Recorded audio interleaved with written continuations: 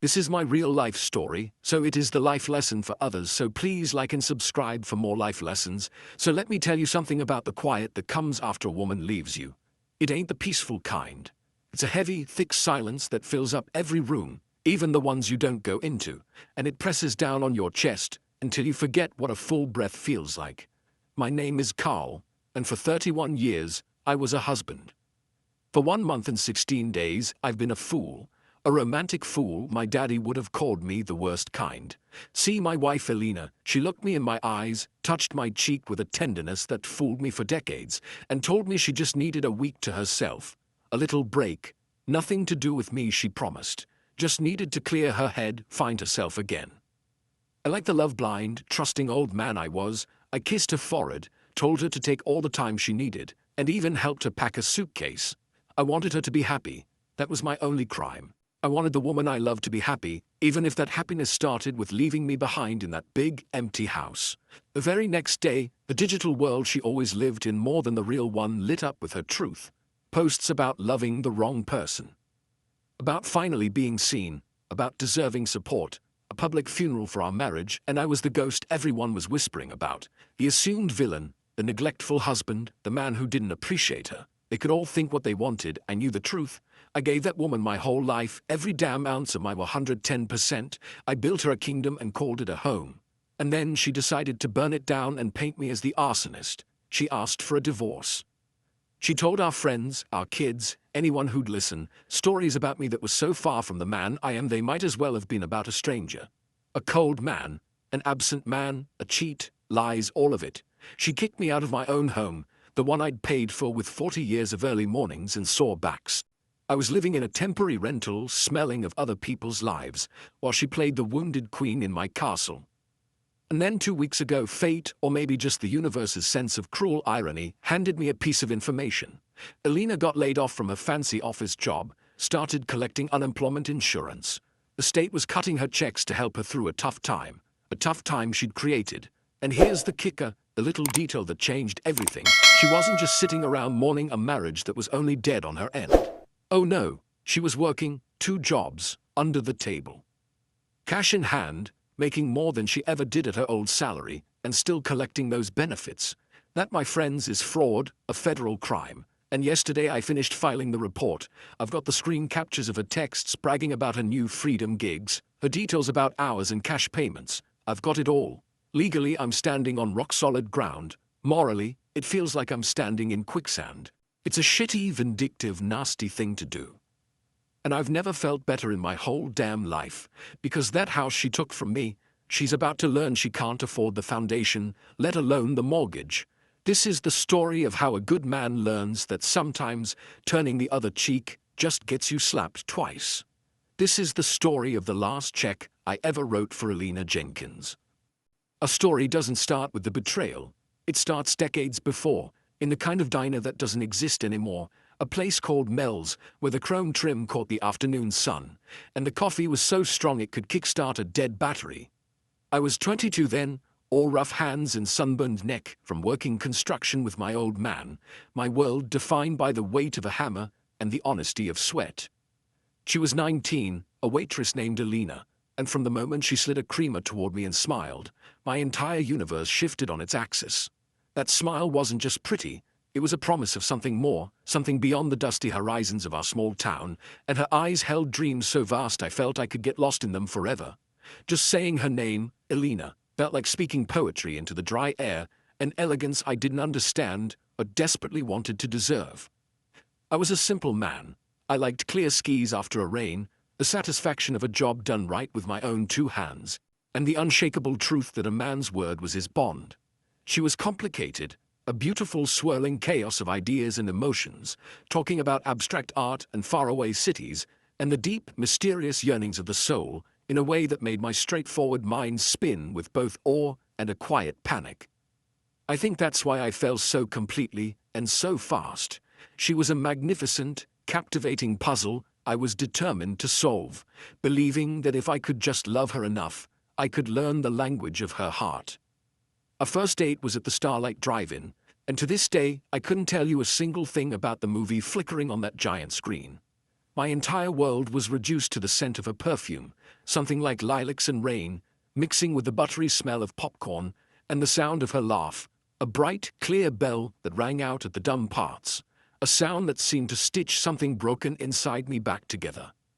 I knew right then, with a certainty that felt older than I was, that this was it for me. She was my forever. Not being a man of grand speeches or fancy words, I resolved to show her my love through actions, through a lifetime of tangible proof. I worked brutal double shifts, ignoring the ache in my muscles, to save up for a ring I hoped was worthy of her. I spent lonely evenings in the library, clumsily learning about the poets and painters she admired, Rilke, Hopper, just so I could have something more to offer her in conversation than talk of lumber and concrete. When she confessed one evening, tears in those magnificent eyes, that she felt trapped, that the town was a cage for a spirit like hers, I didn't get angry or defensive. I bought a plot of land on the ridge, overlooking the very mountains she said she loved to watch at sunset. And for 2 years, every weekend and after every shift, I built our house with my own 2 hands.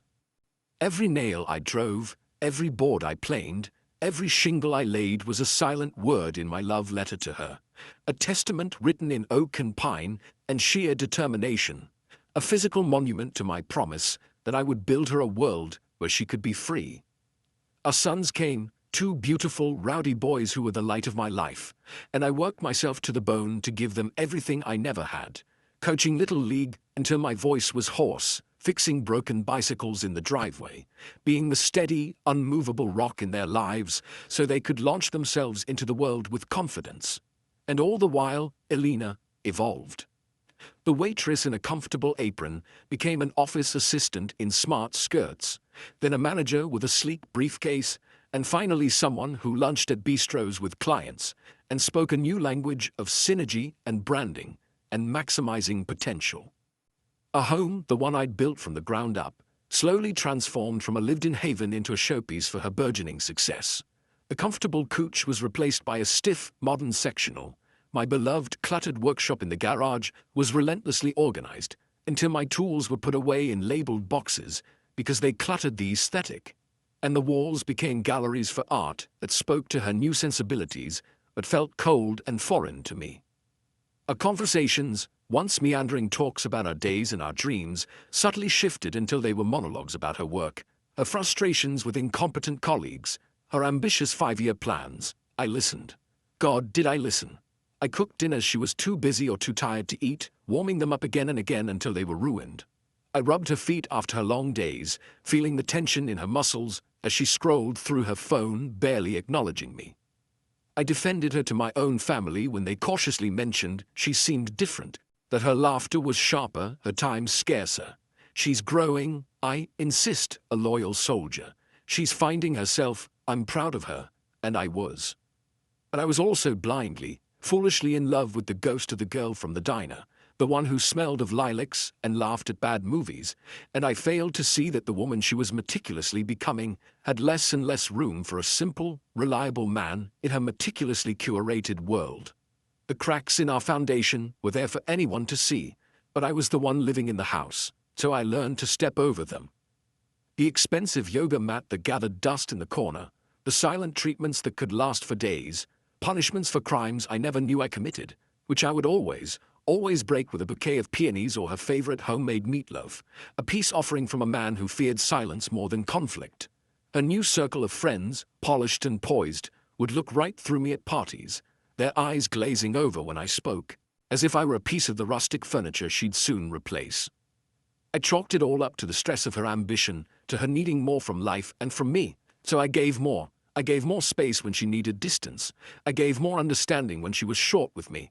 I gave more silent tolerance, swallowing my own loneliness and confusion, believing that my role, my purpose, was to be the unshakable foundation upon which she could safely build her glittering life.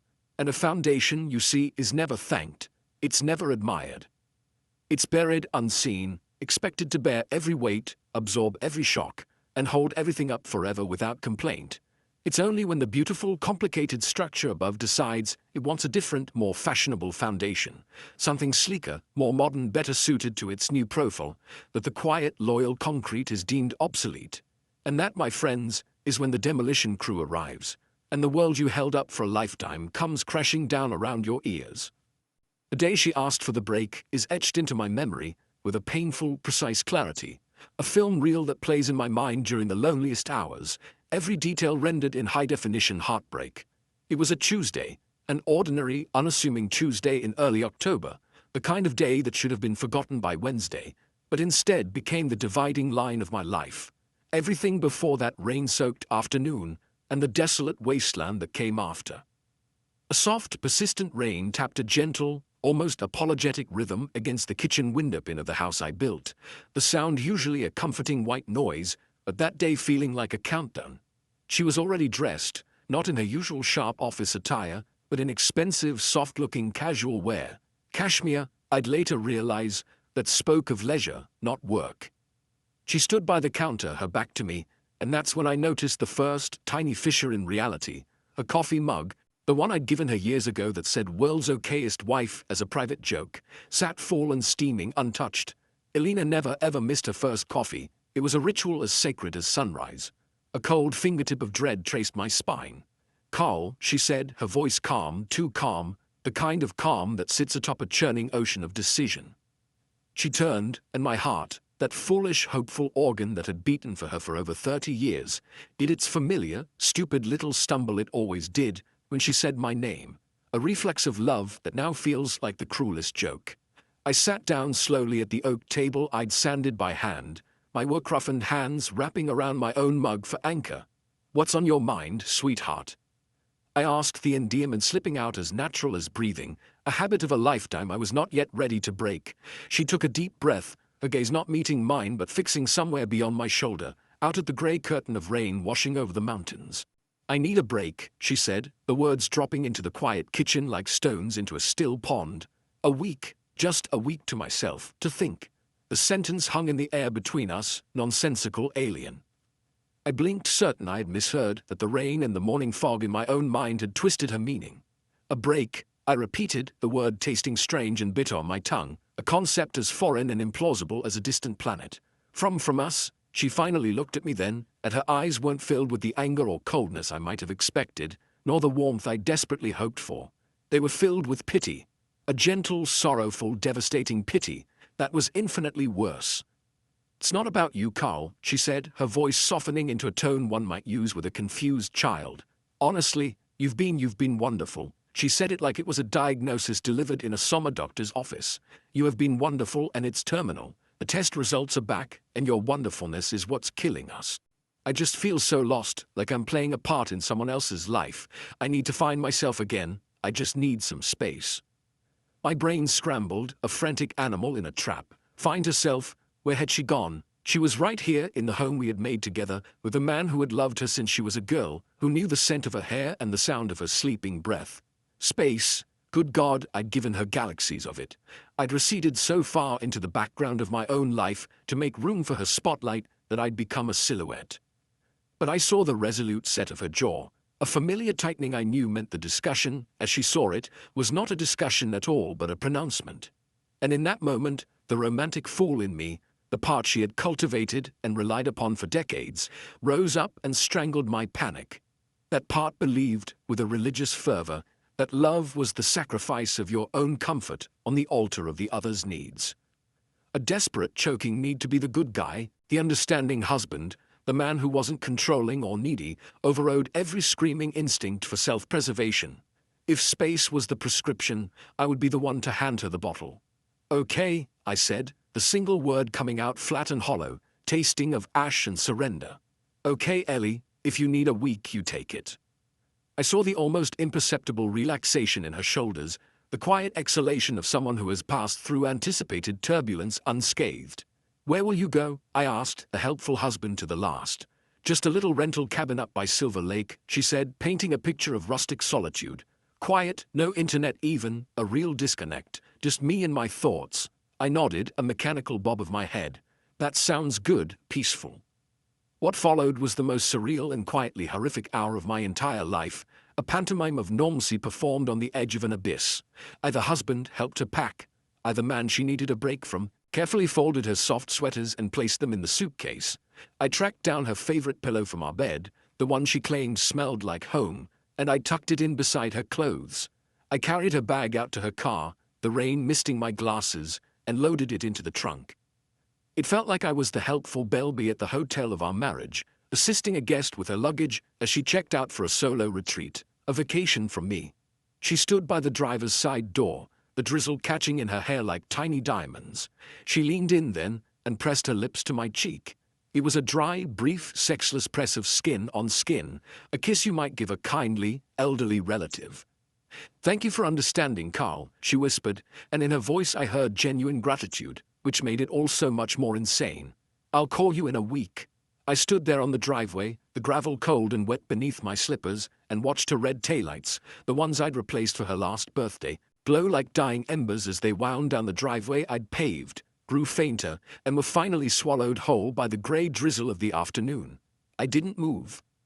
I stood there until the rain had soaked through my shirt, until my toes were numb in my shoes, until the silence of the house at my back was no longer an absence of sound, but a presence, a roaring, living entity that rushed out to meet the emptiness she had left in her wake. I had played my part, the understanding man, the supportive husband. I walked back into the empty shell of my life, a hero in the tragic one-man play of my own devotion. The riptide of her discontent had been pulling at her for years, and I, the loyal fool standing safely on the shore, had finally felt its tug. Instead of shouting a warning, instead of fighting the current, I had simply smiled, waved, and praised her for how strong she looked swimming out to sea, all the while knowing, in a deep, gutted place I refused to acknowledge, that she had no intention of swimming back. The first day alone was a bizarre hollow echo of a life that had abruptly vanished, a performance in an empty theater. I moved through the rooms of the house I built, a ghost in my own home cleaning surfaces that were already gleaming, the act of wiping a countertop feeling like a desperate attempt to impose order on a universe that had just tilted off its axis. I cooked a meal for one, a sad single chicken breast with vegetables, and the act felt obscene, a crime against the very nature of our kitchen, a place designed for shared stories over clinking plates. The silence was a physical thing, thick and woolen, so I turned on the television, not to watch, but to flood the void with the simulated comfort of other people's chatter and laughter, a poor substitute for the sound of her voice. My hand hovered over my phone a dozen times, the urge to call her, to hear her say this was all a terrible misunderstanding, a primal pull I had to physically resist. Give her the space she asked for, I chanted to myself like a mantra. This is what love is. Love is self-sacrifice. Love is enduring the silence, if it brings her peace. By evening, as the long shadows stretched across the living room floor she'd chosen, a gnawing, cavernous loneliness had set in, a feeling so profound it had a taste, like cold metal and dust. In a moment of weakness, a craving for any connection to her, even a vicarious one, I did something I almost never did. I logged onto the social media account she had created for me years ago, a profile I used solely as a silent window to see pictures of my grandkids that my son posted. My own feed was a barren digital wasteland, a few sporadic birthday wishes from relatives I rarely saw. But Alina's profile, clicking on it was like stepping through a portal into a parallel horrifying universe. My breath snagged in my throat, a sharp, painful hook. There she was, posted just 3 hours earlier, but not in a rustic, internet-free cabin by a lake. She was in a stylish, dimly lit bar with exposed brick and Edison bulbs, a place I didn't recognize, holding a cocktail the color of amber. Her hair was different, softer somehow with highlights I'd never seen, and she was smiling but not the polite, composed smile she wore at company parties. This was a wide, unguarded, radiant grin that reached her eyes, a smile I hadn't been the cause of in years, aimed at whoever was behind the camera. The caption was a single, brutal emoji, a butterfly. Birth metamorphosis. My hand holding my old tablet began to tremble. I scrolled down, a man descending into a mine shaft. Another post from earlier that afternoon, a perfectly manicured hand, her hand holding a fancy latte in a ceramic cup, with a quote superimposed in elegant script over the image. I spent years loving the wrong person. It's time to love myself. The world didn't just tilt, it upended, dumping me out onto a cold, hard ground of absolute vertigo. The wrong person, me. For 31 years I had been the wrong person. The love I'd poured, the life I'd built, the sacrifices I'd made, all of it was a mistake in her new, publicly curated story. The comments below were a cascading waterfall of support, a chorus of validation that hammered nails into the coffin of our marriage. "You go, girl," from her college friend Sarah, "so proud of you for choosing you," from our neighbor Linda, who I'd helped fix a porch swing last spring. "You deserve the world," from her sister Martha, who had driven to the airport at 4 in the morning just 6 months prior. Our friends, our mutual friends, people who had broken bread at our table, were now a digital cheering section for my erasure, for my vilification. I scrolled further, a masochist in a trance. Another post, just text on a pastel background, when you finally realize you deserve someone who supports your dreams, not just tolerates them. The digital knife I'd felt at the first post now twisted, burrowing deep into the most tender, honest part of me. Tolerated, I had built my life around her dreams. I sold my own father's beloved, vintage Ford truck, the last tangible piece of him, to fund her business management course when she felt stagnant. I took on extra, back-breaking freelance construction jobs on weekends for 2 years straight so she could afford to attend those glossy, out-of-state marketing conferences she said were vital for her network. I had not just tolerated her dreams, I had financed them with my sweat, my time, my heritage. My vision blurred, the pixels on the screen swimming into a nauseating kaleidoscope of betrayal. This wasn't a quiet disconnect, a week of soul-searching in solitude. This was a live, real-time broadcast, a public evisceration of our shared history, with me cast as the villainous, oppressive anchor holding her brilliant ship in port, and her recast as the brave, liberated survivor, finally cutting herself free. She wasn't finding herself in the quiet reflection of a lakeside cabin. She was meticulously, publicly crafting a brand new narrative on a stage with an audience of hundreds, and in this dazzling new production, Carl was not the steadfast foundation. He was the dead weight, the bad memory, the wrong person to be scrubbed from the script. The agonizing week stretched on, each day dawning with a fresh, specific kind of dread. My ritual became a sickness: wake in our empty bed, make coffee, and with a trembling hand, open the app to see the latest chapter of my own annihilation. Scenic hikes along rocky coastal trails, so much for the secluded inland lake, artfully arranged lunches at trendy farm-to-table cafes I'd never heard of, a sunset photo with the caption, "My peace is non-negotiable now." Inspirational quotes about liberation, self-love, and shedding old skin. Not a single word, not a hint, not a whisper about me, about us, about the 3 decades of shared laundry and Christmas mornings and hospital vigils and inside jokes. It was as if I had been surgically, precisely removed from her personal history, a regrettable typo edited out of a best-selling memoir. The silence from her phone was absolute, a deafening void, but the noise from her profile was a roaring, painful symphony of a life joyfully begun anew, and I was the only one who could hear both tunes, a dissonance that threatened to crack my skull. I didn't comment. I didn't message. I just watched, a ghost in the machine, a phantom haunting the digital graveyard of my own marriage, bearing silent witness to my own character assassination. A week to think came and went. No call, no text, no explanation. Just more posts, the butterfly now joined by sunflowers and strong-arm emojis. Then on the 8th day, a day of pathetic, foolish hope, her car, the one I still made the payments on, pulled into the driveway. My heart, that indefatigable optimist, gave a violent, hopeful leap. Maybe it was all a terrible performance, a midlife crisis played out online. Maybe she had gotten it out of her system. She was back. The house would be whole again. We could talk, we could cry, we could fix this. I hurried to the door, my face arranged into what I hoped was an expression of understanding and warmth. She walked in, but not with the hesitant, repentant energy of someone returning from a journey of doubt. She entered with the calm, unassailable authority of a landlord conducting a property inspection. She didn't look lost, or tired, or conflicted. She looked resolved, polished, certain.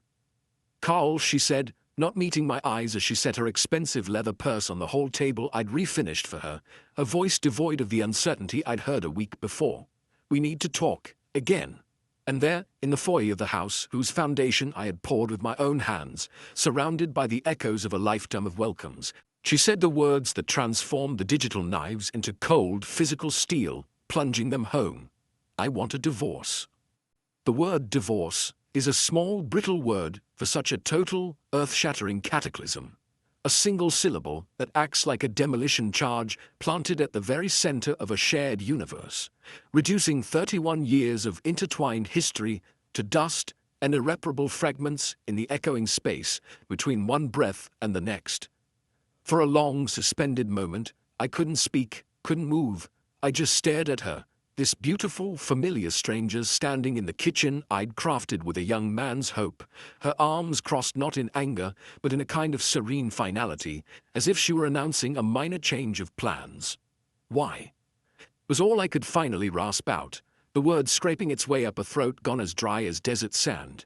A pathetic, one-word plea for a reason I could hold, examine, and maybe, just maybe, dispute. The reasons she offered weren't reasons at all, but a hazy, impersonal fog of modern therapy speak and vague, unanswerable dissatisfactions that floated around me like smoke, impossible to grasp. We had grown apart, she said, as if our lives were trees that had simply wandered in different directions, ignoring the graft of our marriage, the shared root system I'd tended so carefully.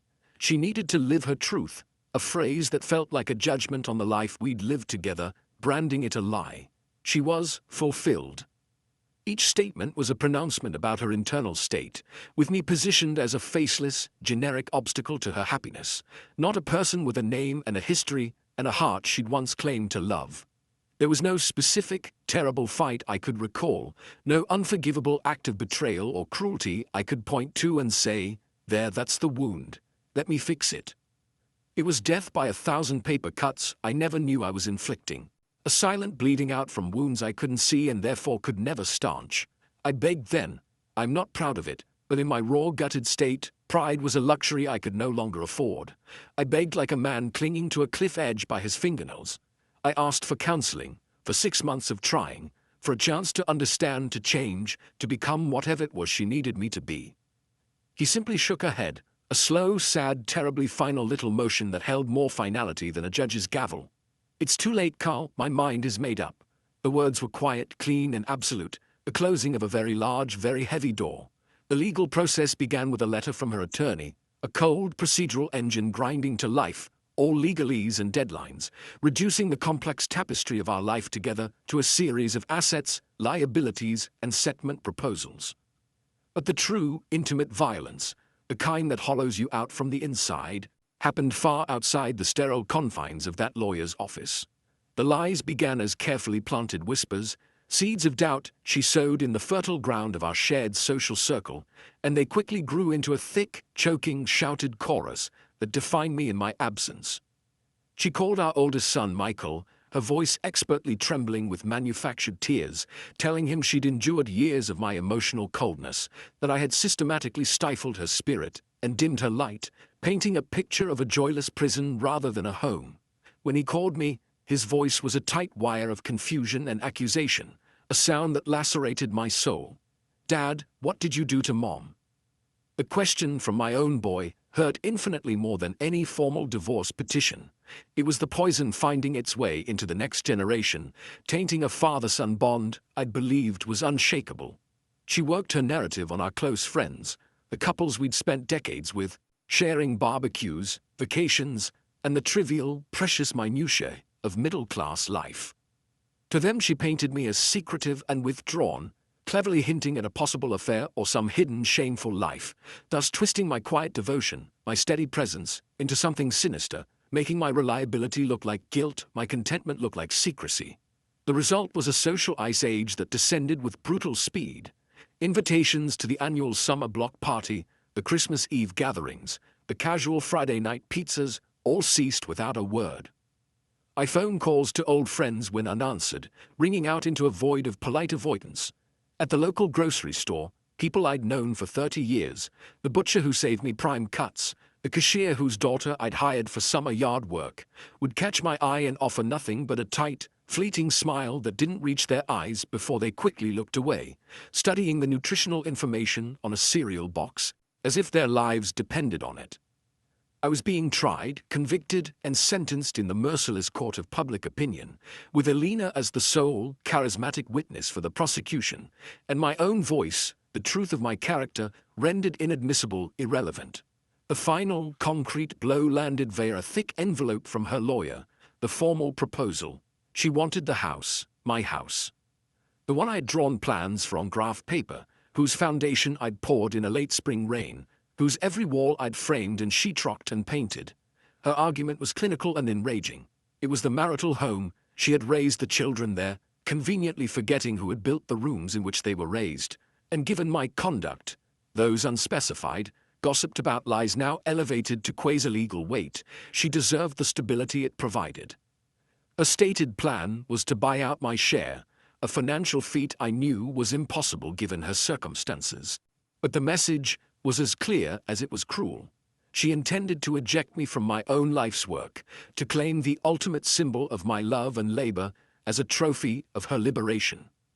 My own attorney, a weary-looking man who had seen too many of these wars, advised me with a sigh that fighting her for it, while morally just, would be a long, astronomically expensive, and ugly battle, given the narrative she had so successfully established in our community, and by extension, could potentially portray before a judge. With a heart that felt heavier than granite, sinking through the floor of my own being, I agreed, in a moment of crushed defeat, to move out temporarily while the financial details were sorted. A naive, shattered part of me still clinging to the faint, foolish hope of a miraculous reconciliation that would make this nightmare end. I found a sad little furnished apartment on the other side of town. A box that smelled of stale air, industrial cleaner, and the accumulated disappointments of its transient occupants. I'd sit there in the perpetual twilight of that space, in an ugly plaid chair that wasn't mine, staring at walls I had no desire to ever touch, and wonder with a numb bewilderment how the man who had built a home with his own hands, nail by nail, memory by memory, had ended up here, effectively homeless in the very story of his own life. The poison she had concocted had spread everywhere, a toxic spill tainting the past I remembered, poisoning the present I was trapped in, and stealing the future I had imagined. I became a ghost in my own town, a spectre haunted not by memories, but by the prolific, vicious lies of the woman I had loved, a phantom wandering through a life that no longer recognized my face. Weeks bled into a formless grey month in that soul-crushing apartment, a purgatory of beige walls and the low, constant hum of a faulty refrigerator, each day dissolving into the next with a monotonous, despairing rhythm. The divorce proceedings were a slow, grinding torture conducted in increments, a bleak ballet of paperwork exchanges and terse, mediated phone calls where our lawyers did the talking, reducing the collapse of a lifetime into discussions of retirement, account valuations, and who would get the good silverware. My sons remained distant, navigating their own shock, and the potent, one-sided version of events their mother fed them in measured, tearful doses, their conversations with me reduced to logistical updates and a palpable aching strain that felt like a physical distance. My friends, or the people I had thought were friends, were gone, having chosen a side in a conflict they didn't understand, leaving a social silence so complete I could hear the rustle of my own loneliness. I had my job, the familiar physical labor of my trade, and a skeletal routine of work, the sad apartment, and a supermarket visit, all set against an ocean of quiet despair so deep and dark I had stopped trying to swim to its surface. I had given up. The fight, the will to contest the narrative, to battle for my own name or my home, had been siphoned out of me, drop by exhausting drop. I was ready, in my numb resignation, to sign everything over, to let her have the house, the story, the victory, if only to stop the incessant, low-grade agony of the process. I was just so profoundly, bone-achingly tired.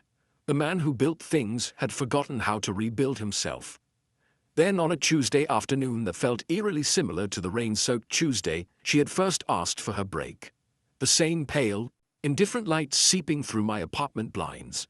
My old flip phone buzzed with a call from Mike, a buddy from way back, who still worked as a foreman at the industrial supply plant, where Alina had been a mid-level manager.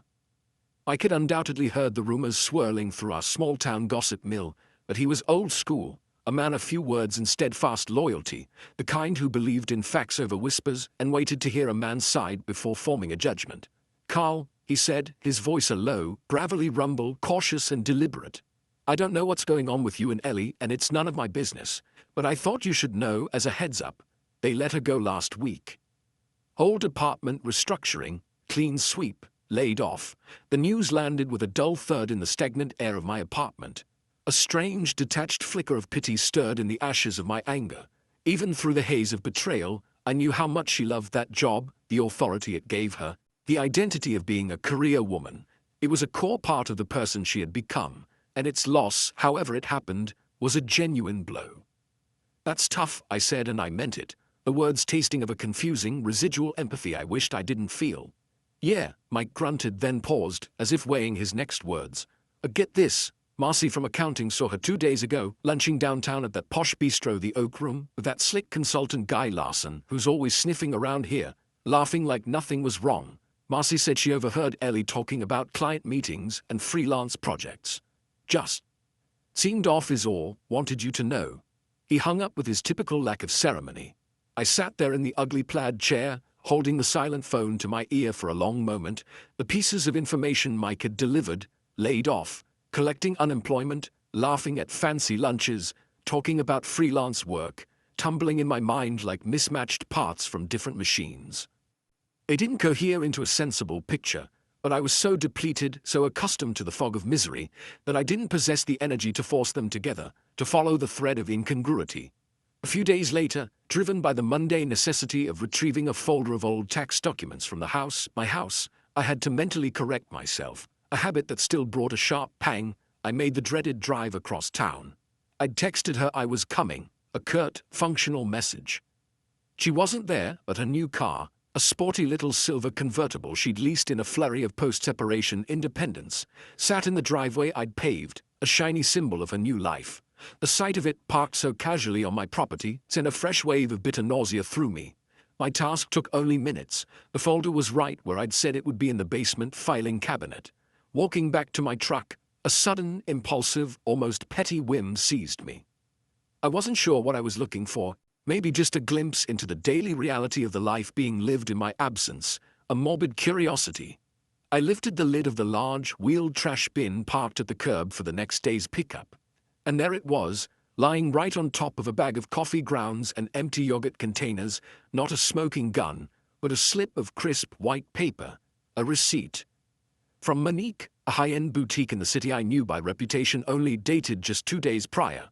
The total for a single blouse made my eyes water. It was more than my weekly grocery budget, but it was the scribble at the bottom, in a familiar looping handwriting, that stopped my heart cold. "Tips from Friday and Saturday night shift, cash, treat yourself."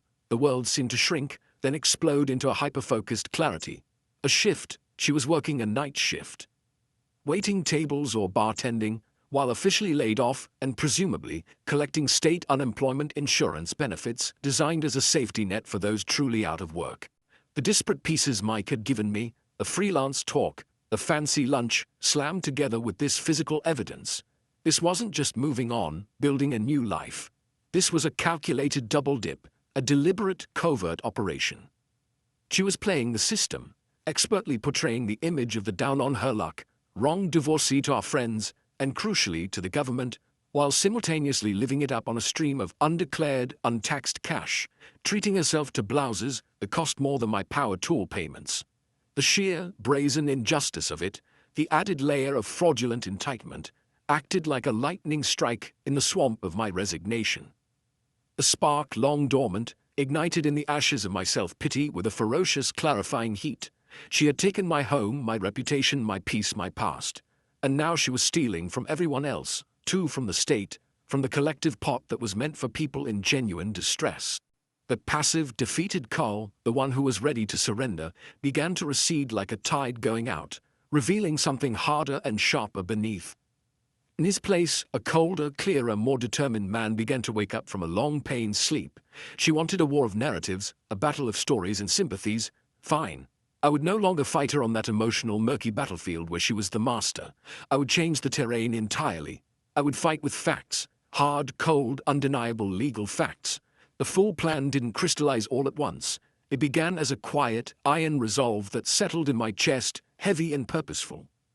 I would find the whole truth, the complete picture of her deception. And that truth, I suspected with a grim certainty, would not just win me back my house or my name. It would be the instrument of her own spectacular, self-inflicted undoing. I became a ghost of a different kind, no longer a sad, mournful phantom haunting the rented spaces of a life I didn't recognize, but a purposeful, detached shadow moving through both the digital ether and the very real streets of our town, a silent investigator gathering the evidence that would form the architecture of my counterstrike. I began quietly, methodically, with the cold precision of a man who had finally pushed past grief into a realm of clear, if painful, focus. I knew her social media habits intimately, having been a captive, wounded audience to her performance for weeks. I noted the shift in her online persona. The blatant inspirational quotes about liberation had slowed, replaced by more subtle, yet for my purposes, far more valuable clues. There were casual check-ins at a trendy wine bar called Vintage every Thursday and Saturday night, geotags that placed her squarely in a specific part of the city at specific times.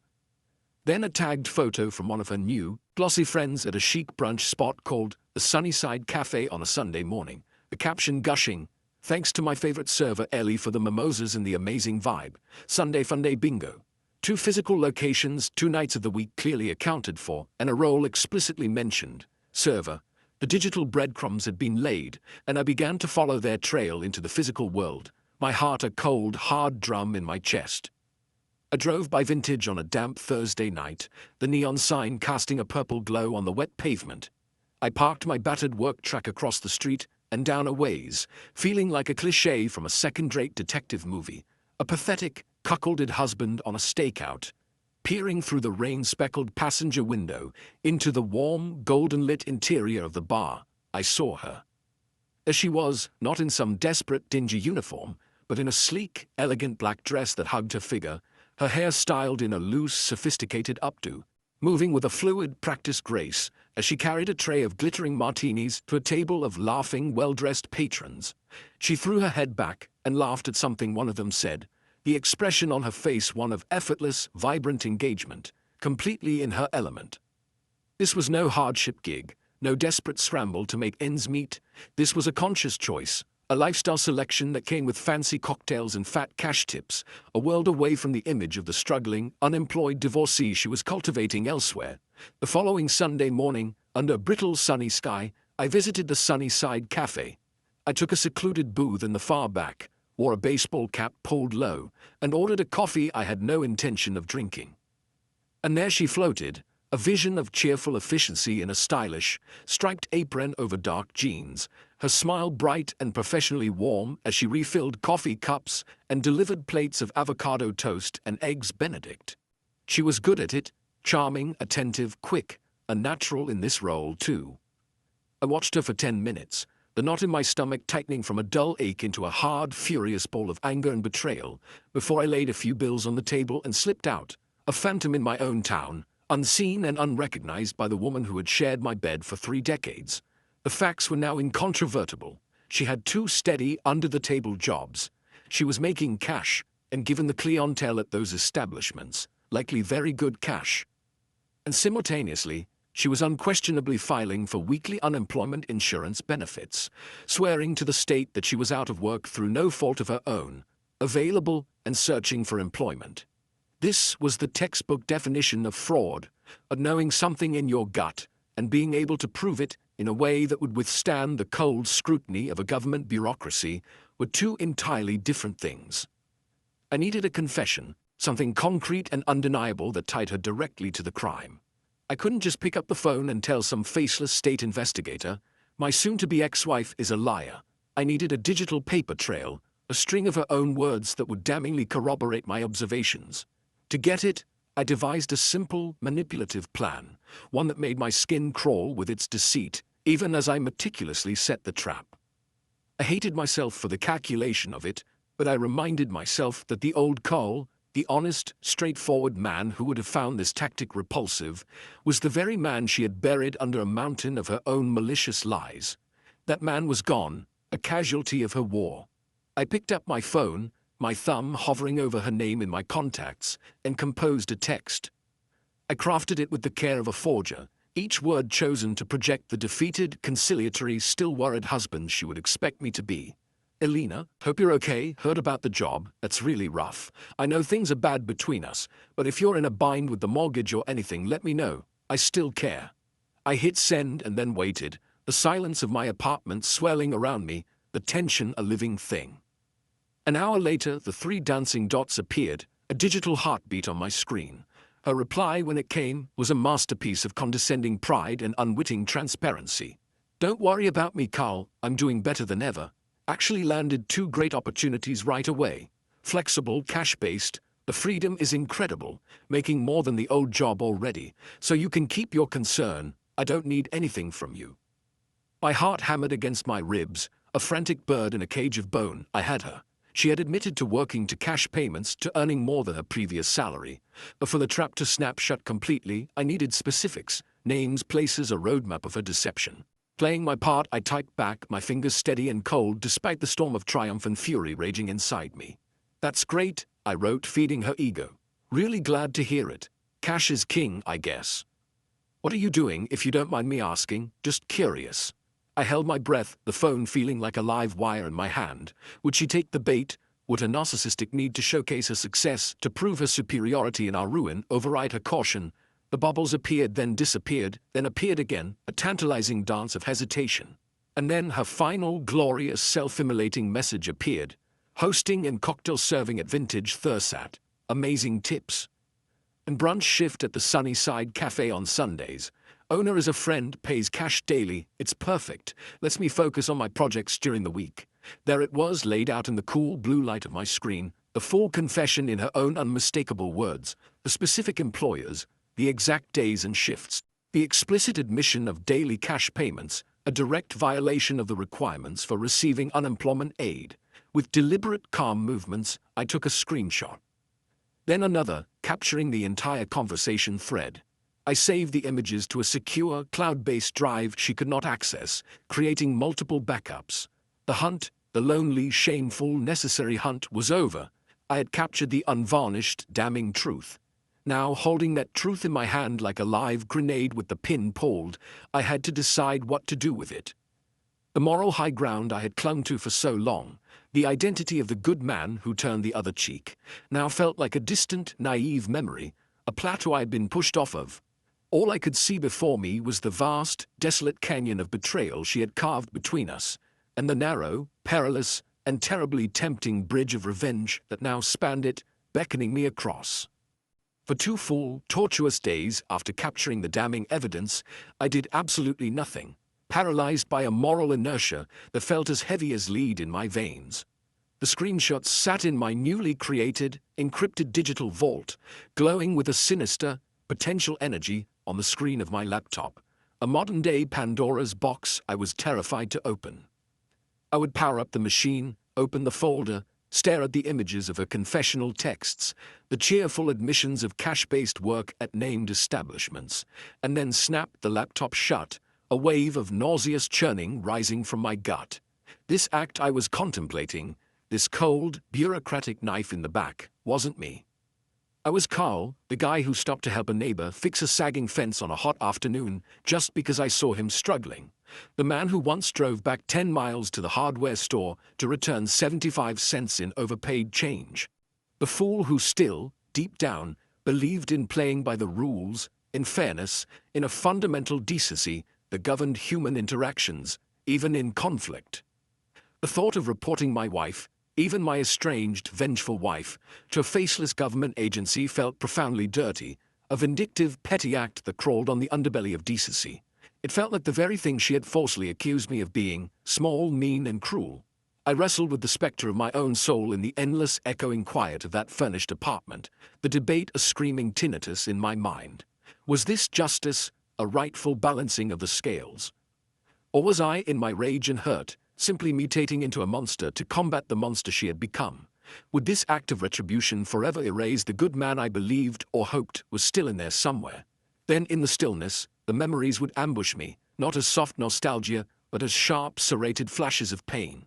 I would remember with visceral clarity the public shamming on social media, the digital billboard announcing to hundreds that I was the wrong person. I would hear the gut-punch sound of my eldest son's voice, tight with accusation, asking, "Dad, what did you do to Mom?" I would feel afresh the heat of shame from the pitying, averted looks at the grocery store, the social death she had orchestrated for me. I would physically re-experience the surreal soul-crushing feeling of packing my own bags in the home I built, walking out the door like a guest who'd overstayed his welcome, all to provide her with the stability she demanded. And in those memories, a clarifying anger would burn away the fog of doubt. She hadn't wrestled with morality when she spread her destructive lies. She hadn't paused to consider fairness when she systematically stole my good name and my standing in the community. She hadn't thought about rules when she'd kicked me out of my own life's work. She was playing a ruthless, no-holds-barred game for total victory, and I had been foolishly, honorably sitting on the sidelines, clutching a rulebook she had already shredded and tossed in the trash. This decision before me, I argued to my reflection in the dark window, wasn't about inflicting pain for pain's sake. It wasn't vengeance in its raw, hot form. It was about consequences. She had moved beyond personal betrayal into the realm of actual crime, a real, provable felony-level crime with genuine victims. Every single taxpayer in our state, including me, was a victim of her fraud. Every dollar she took under false pretenses was a dollar not available for someone who had genuinely lost their job through no fault of their own. My reporting her, therefore, wasn't an act of personal revenge. It was an act of citizenship, a civic duty. It was holding a lawbreaker accountable. At least, that was the story I crafted and told myself in the long, silent hours before dawn, the narrative I needed to believe to be able to sleep at night, to look my own eyes in the mirror each morning. Steeling myself with this brittle rationale, I found the official website for the state's Unemployment Insurance Fraud Division, a stark, utilitarian page devoid of flourish. The form was coldly bureaucratic, a series of blank boxes waiting to be filled with the details of a life about to be appended. The heading was a simple, ominous command: report suspected fraud. I filled it out not in a rage, but with a chilling, meticulous calm, as if I were completing a complex work order. Claimant, Elena Jenkins. Last known employer, dates of employment. Then the core of the accusation, typed with steady fingers: the claimant is knowingly working and receiving cash wages without reporting them to the department, while certifying weekly that she is unemployed and seeking work. I listed Vintage and the Sunnyside Cafe by name. I described her roles as cocktail server host and brunch server. In the evidence upload section, I attached the screenshots of her text messages, the digital fingerprints of her crime. With a small, lingering flicker of an old, dead chivalry, I carefully redacted only my own phone number from the images, leaving her words and her number fully exposed. Each click of the mouse, each field completed, felt like dropping a heavy, smooth stone into a deep, dark, bottomless well.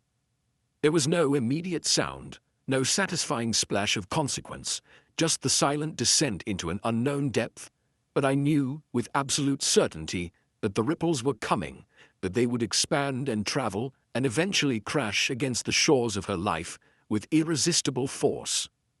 In a final box for additional comments, I added, with detached professionalism, I have personally observed the claimant working at these establishments on the dates and during the operating hours consistent with her described shifts.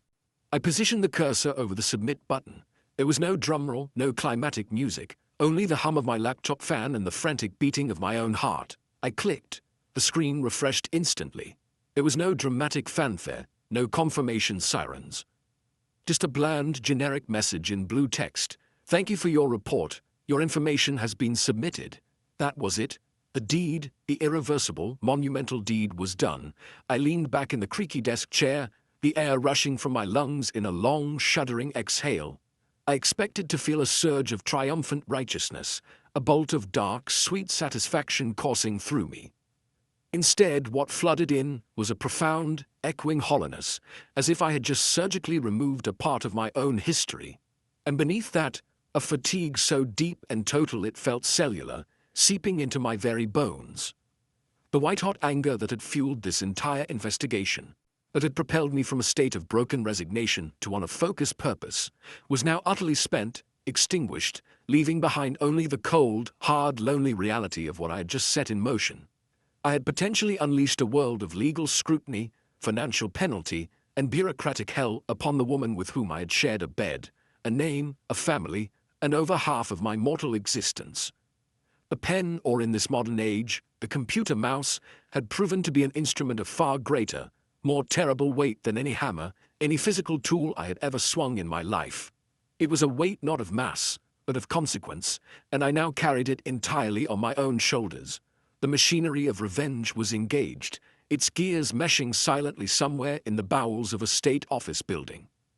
Now there was nothing to do but wait, a passive sentinel, for the avalanche I had triggered on the distant mountain to begin its slow, gathering, inevitable descent. The waiting period that followed my submission of the fraud report was its own unique, exquisite form of psychological agony, a slow-drip torture of anticipation and dread. Every morning I awoke with a jolt, my nerves already wire-taut, expecting the day to bring a furious, screaming phone call from Alina, a torrent of raging texts laced with threats and obscenities, or even the ominous sight of a sheriff's cruiser pulling up to my apartment to serve me with some retaliatory legal papers I hadn't foreseen. But day after day, nothing happened. The silence from the state agency was absolute, a void that felt more menacing than any noise. Life, in its cruel, relentless, and mundane way, insisted on proceeding. The divorce mediation sessions continued on their scheduled, soul-sucking cadence, each one a tense, fruitless theater of veiled hostility conducted across a polished mahogany table in a room that smelled of lemon disinfectant and wasted money. Elena was relentless in these sessions, a paragon of strategic victimhood, pushing aggressively for the house, for a larger, disproportionate share of our retirement savings, and for substantial alimony based on her current unemployed status, a phrase she wielded like a blunt instrument of enticement. She played the part to perfection in those sterile conference rooms, the wronged, vulnerable woman bravely starting over from nothing, her voice occasionally catching with a perfectly timed tremor, her eyes downcast when speaking of her financial anxiety. Watching this performance made me physically ill, a nausea born of profound betrayal. I would look at her, sitting there in a new, obviously expensive blazer that had likely been purchased with the very undeclared cash she was fraudulently concealing, spinning her tale of woe to the neutral mediator, and I would have to clench my fists under the table until my knuckles ached white, biting the inside of my cheek raw to keep from shouting the truth, from tearing down her carefully constructed facade with the evidence I now possessed. My lawyer Brenda, a sharp, perceptive woman in her 50s who had begun to see through Elena's act, would counter with calm, factual assertions about my decades of financial contribution, the sweat equity provenance of the house, and my own standard of living. But in that emotional arena, Elena's narrative of being the supported spouse now abandoned was a powerful, resonant shield, and facts often bounced right off it. 2 long, interminable weeks after I had clicked the submit button on my digital grenade, I witnessed the first tangible, glorious crack in a fortified reality. It was a bleak Sunday afternoon. I was driving back from a solitary, joyless hike in a state park, taking the punishingly long way home that wound past our old neighborhood, a true glutton for emotional punishment, wanting to feel the ache of seeing the house from a distance. As I turned onto our familiar tree-lined street, my breath hitched. Parked directly in front of the house in my old spot was a nondescript dark sedan, the kind of vehicle that screamed government issue, clean, newer, but utterly devoid of personality. It was not a police car, but something somehow more official. As I slowly rolled closer, I saw a man and a woman, both in conservative dark suits, walking up the flagstone path I had laid myself, their posture erect and purposeful. My heart didn't just pound. It seemed to slam directly into my throat, choking off my air. They knocked on the front door, a sound I imagined I could hear from down the street. In a panic, I jerked my truck's wheel and pulled over behind a large delivery van parked 3 houses down, my hands slick on the steering wheel. Like a criminal, a voyeur to my own revenge, I fumbled in my glove compartment for the small pair of binoculars I kept for birdwatching on job sites. Peering through them, the world narrowed to the scene on my former porch. Elena answered the door. Even through the lenses from that distance, I saw the change like a shadow passing over the sun. Her welcoming, confident hostess smile, the one she used for solicitors and neighbors, froze mid-curve, then faltered, crumbling into a mask of confused apprehension. The female agent held up a badge and a leather-fold identification wallet, her mouth moving with professional, unreadable calm. They spoke for a minute at the threshold, a conversation I was blessedly, agonizingly unable to hear. Then Elena's body language shifted entirely. Her shoulders, usually held with poised grace, squared defensively, and her spine went rigid. She stepped back and with a stiff, reluctant motion, allowed them to enter my home. They were inside for approximately 45 minutes, the longest 3/4 of an hour of my life, spent sitting in a cold track, watching the silent facade of the house as if it might explode, wondering what was being said, what documents were being shown, what lies were unraveling under the cold light of official inquiry. When they finally emerged, Elena did not follow them out onto the porch. She appeared in the doorway, her arms crossed tightly over her chest, a defensive, self-hugging gesture I had never seen her use. She did not smile, did not wave goodbye. She simply stood there, a pale, stark figure in the dim rectangle of the doorway, watching them walk back to their sedan with a hollow, stunned expression I could discern even from my distant, hidden vantage point. She stared long after their car had disappeared down the street, then slowly, as if moving through water, closed the front door. I drove away, my hands trembling so violently on the wheel I had to pull over a few blocks later to steady myself. It had begun. The investigation was not a phantom. It was real, it had flesh and blood agents, and it had just crossed her threshold.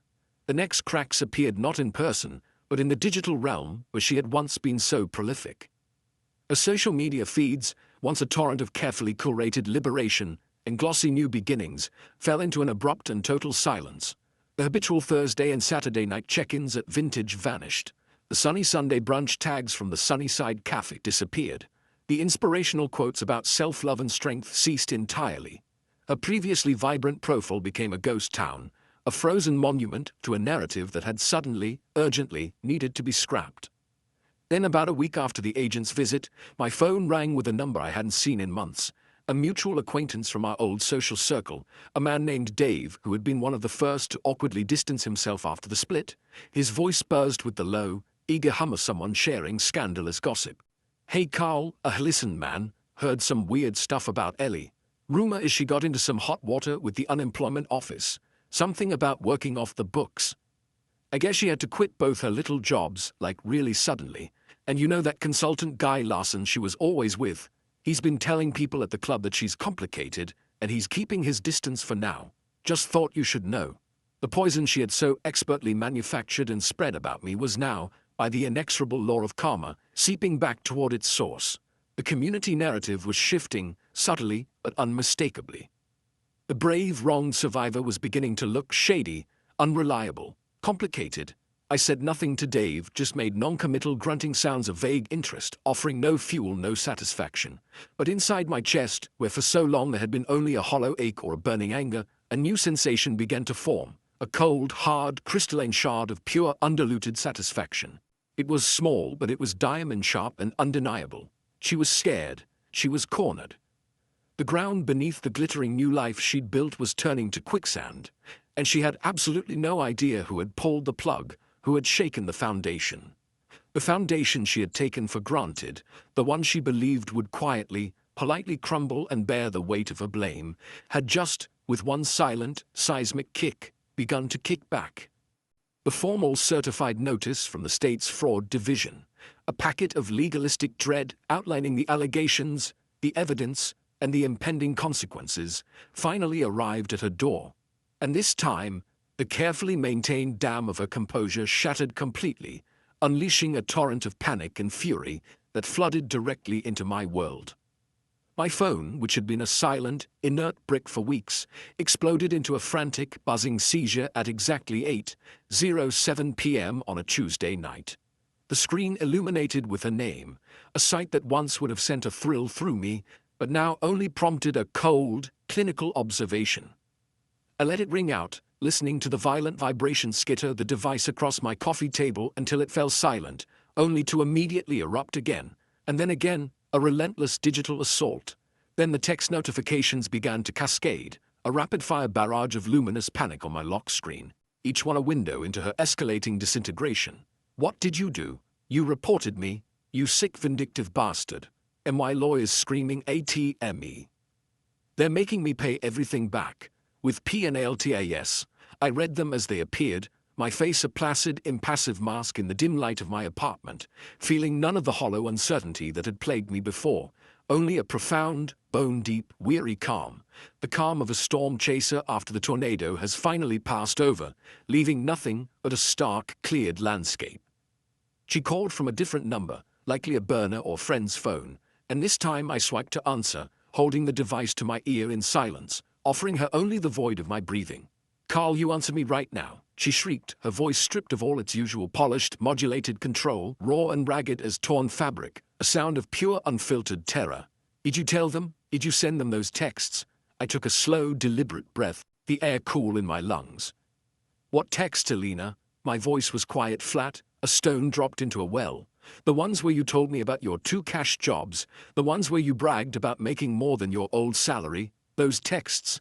The silence on the other end of the line was a perfect, absolute vacuum, a silence so dense I could almost hear the structural beams of her new life groaning and snapping under the weight of realization.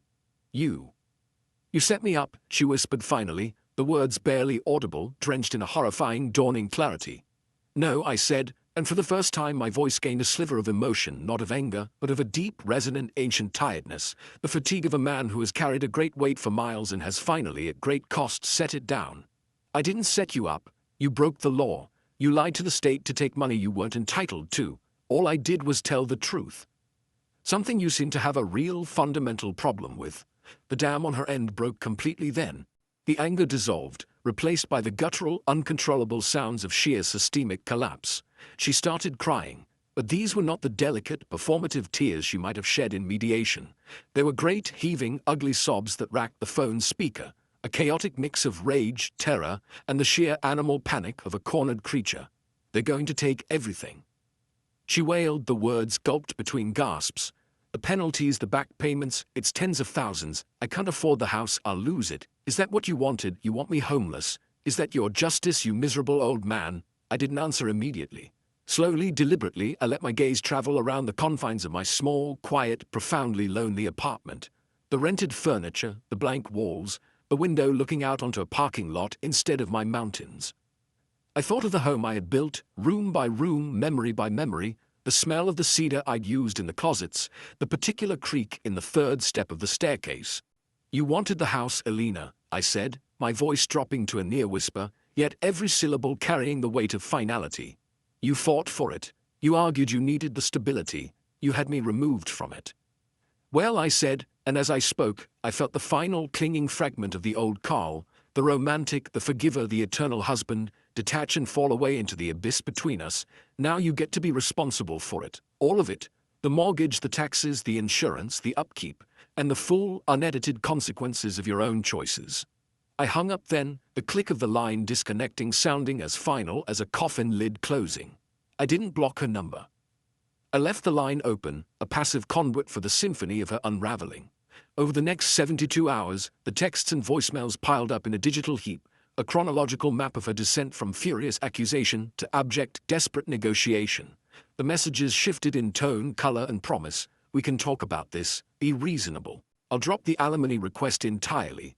We can split the house 60-40. You take the largest share. Carl, please." The avalanche I had triggered with a mouse click was now in full, devastating, unstoppable force. The state's formal demand for repayment, which I later learned through the gossip mill, and a copy of the notice she accidentally left in my mailbox, was a staggering 5-figure sum that included every cent of fraudulently claimed benefits, plus punitive penalties that nearly doubled the debt, a financial iceberg that had just hauled her fiscal ship below the waterline. Her secret cash flow evaporated overnight. The jobs at Vintage and the Sunnyside Cafe were, of course, permanently gone, and no other legitimate employer would touch her with a state fraud investigation on her record. The stylish silver convertible, that gleaming symbol of her post-car liberation, was repossessed one Wednesday morning. I happened to be driving past, compelled by a dark curiosity, and watched from a distance as a tow truck driver hooked it up and hauled it away from the driveway I'd paved, a metallic dinosaur being dragged to tar pit extinction. For sale signs bloomed like grim flowers in the yards of neighboring houses, but our yard, my yard, remained conspicuously, ominously bare. She was trapped, utterly and completely. The kingdom she had commandeered through lies and legal maneuverings, The castle she had taken from its builder was now a prison of her own exquisite making, and the walls were not of stone, but of compound interest, legal liability, and absolute financial ruin, walls that were solid, towering, and offered no possibility of escape. A final divorce settlement was signed in a lawyer's office that smelled of lemon-scented polish and the deep, acrid tang of regret, a room where hope went to die a quiet, paper-clad death. Elena sat across the wide, polished table, and she looked a decade older, the vibrant, sharp-edged woman I had both loved and feared erased, replaced by a thin, drawn stranger with shadows under her eyes and a nervous, flickering energy that made her seem smaller, insubstantial. The fight, the fierce, manipulative fire that had fueled her campaign against me, was utterly extinguished. She was a vessel emptied of everything but a desperate desire for escape. She had, without a whimper of protest, dropped all claims to my hard-earned retirement savings, the nest egg I'd envisioned us using to grow old together in rocking chairs on the porch. She had agreed to a simple, almost pathetic division of the few remaining liquid assets that weren't entangled in the colossal problem of the house. A bank account with a modest balance, the proceeds from a long-forgotten savings bond. It was a surrender, pure and simple. The house, my house, was the final, monumental item on the agenda. Her lawyer, a man who had previously been all bluster and strategic aggression, cleared his throat, unable to meet my attorney's eyes, his tone colored with professional embarrassment as he laid out the brutal, inescapable arithmetic. He stated, in clipped, formal language, that Elena would be financially incapable of buying out my share of the equity. Furthermore, due to her financial complications, a euphemism that hung in the air like a bad smell, she could no longer afford the monthly mortgage payments, and was, in fact, actively facing foreclosure proceedings from the bank. They proposed a deal, a last-ditch effort to avert total ruin on her part, if I would agree to sign the deed fully over to myself. Assuming the entirety of the mortgage and the associated debt, Elena would walk away with no further claim to the property, and in exchange, I would formally agree not to pursue her for any contribution to or share of the catastrophic financial penalties and restitution she owed the state. I looked at Elena then, a long, slow look. She would not meet my gaze. Her eyes were fixed on the gleaming surface of the conference table, as if she could see her fractured reflection in its depths, and I saw a faint, constant tremor in her hands where they lay clasped in her lap, the only outward sign of the earthquake happening within. This was it, the combination of everything. The whispered request for a break, the digital betrayal, the venomous lies spread to our sons and friends, the cruel expulsion from my own home, the lonely, despairing nights in that soulless apartment. All of it had led to this polished table, this moment of reckoning. I could, with a signature, take back what had always been, in sweat and spirit, mine. I reached for the pen placed before me.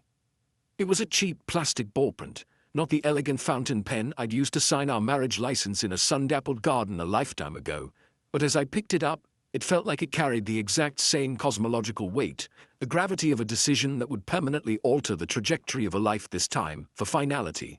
I uncapped it, the click echoing in the silent room. I bent over the document, found the line next to my printed name, and I signed. Carl Jenkins. The letters were firm, clear, unshaken, sole owner. The house, the land, the view, the memories, good and bad, were mine again legally, completely. The short, anticlimactic meeting ended. As we all stood, chairs scraping softly on the carpet, gathering our copies of the agreement, Elena finally lifted her head and looked directly at me. There was no hatred in her eyes, no fiery accusation, not even the pity that had once cut so deep. There was only a hollow, stunned emptiness, the look of someone who has been hit by a truck and is still trying to understand why they are lying on the asphalt. "You destroyed me," she said, her voice not much more than a dry leaf rustling across pavement, stripped of all effect, a simple statement of what she believed to be fact. I shook my head slowly, feeling a weariness that went beyond bones. "No, Elena," I said, my own voice low but clear in the hushed room. "You were so busy designing and building your dazzling new life, you forgot you were standing on the roof of the old one. You were the one who tore out the supports, who set fire to the beams. I just refused to be buried in the rubble."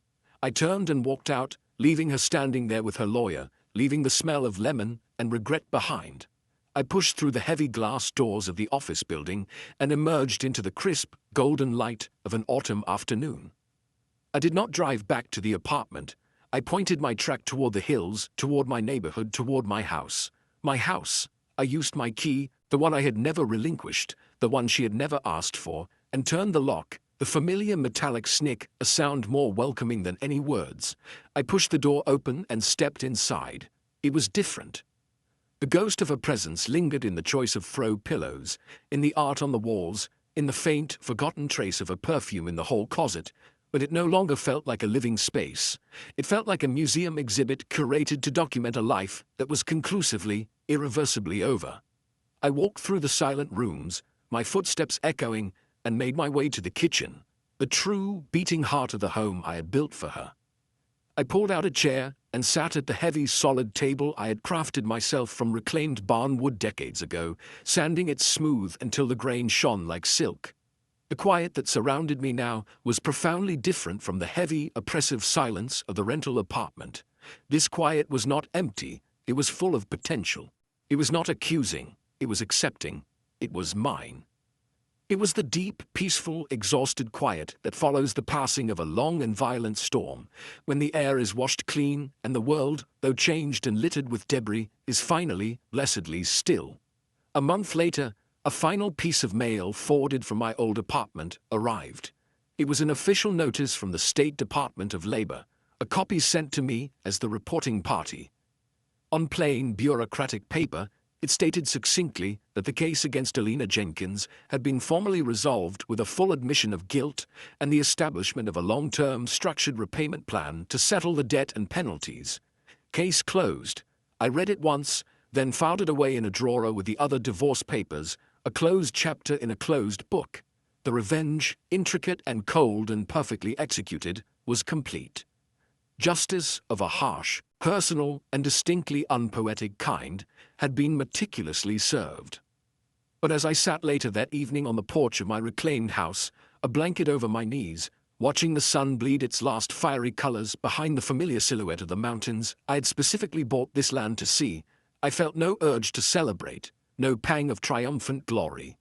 Instead, I was washed over by a profound, aching, and strangely tender sadness, a grief not for the woman who had become my adversary, but for the two young people we used to be.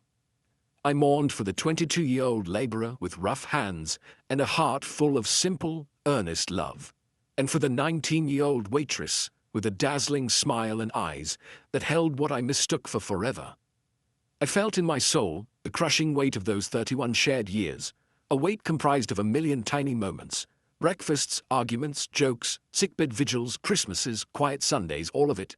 The entire sprawling, messy, beautiful, and terrible shared novel of our lives, ending not with a dramatic climax or a moment of understanding, but with the dry, administrative scratch of a pen on a settlement document and the cold, impersonal threat of a foreclosure notice.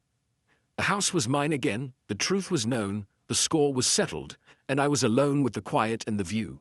The moral of this story, I have come to understand, is not that revenge is sweet. Anyone who tells you that is selling you a fantasy.